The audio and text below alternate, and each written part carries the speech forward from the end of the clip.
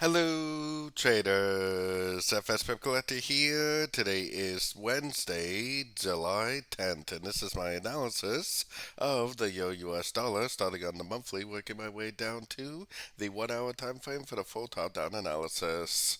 So on the euro dollar, I'm definitely still looking at this as either a running flat wave C or an expanding wave C. Either way, I think we're going to lead to a pretty big uptrend on the shorter time frames.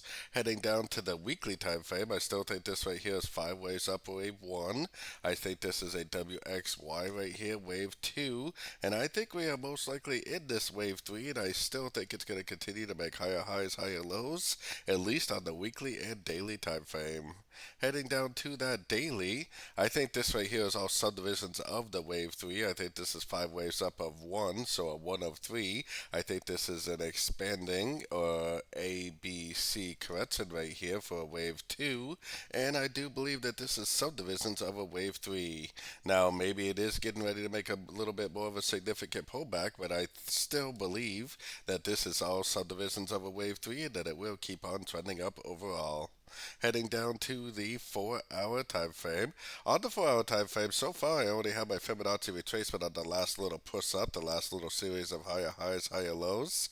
I'm still looking at this as possibly being an A, B, and this is already possibly a wave C. So if we do make our way down, which I would expect it to at least take out these lows to at least a 78%, and then we get an impulsive move up, I definitely still would take it for the continuation of the uptrend.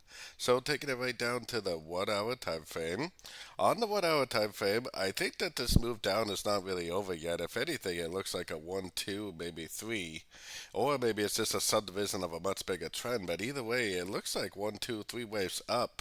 I think that right there maybe is trying to form the end of a correction. And if that's the end of a correction, it's probably going to start making its way back down. It might even go down and take out these lows right here and make a bigger correction on the longer time frames.